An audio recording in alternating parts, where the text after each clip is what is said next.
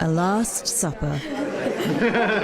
After making over 270,000 school lunches, a community came together to serve those that had served them, following Associate Education Minister David Seymour's overhaul of the school lunch program. The $3 lunches have copped criticism from schools and students for quality, dietary compliance and lateness, which Seymour described as teething issues. But for charity-based organisations like Nourish Auraka in Shirley, one of Christchurch's most deprived suburbs, the new regime means more than the loss of a delivery contract. When we set up the Free and Healthy School Lunches program, it was about providing a free and healthy lunch to kids, but it was also about creating jobs, connecting schools with communities, and actually dealing with overall well-being for the kids and for their families.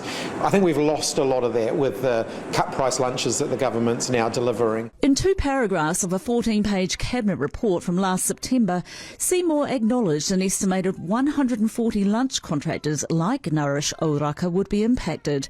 But the report didn't say how many people would be made redundant and didn't discuss the social impact of shifting to a centralised system. It brought employment, it brought joy, and Nourish also offered food to other groups. Now it's gone, it's a sad loss, it's unemployment, children are missing out, and it just makes it harder on this community.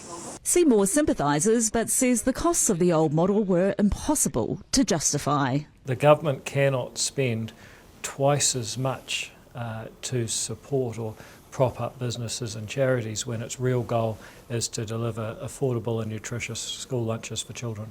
That's no comfort to Nourish Auraka's employees.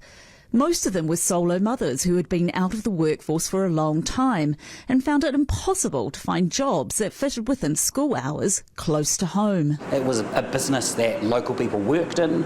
It supported local kids could come in here and get after school jobs. There was a number of people who this was a pathway back into work for them. So there were so many positive things that came out of this business, and all of those go when this business goes. Their job is to do their business. Our job is to deliver healthy school lunches to children at the most competitive price and the best quality. We've done our job.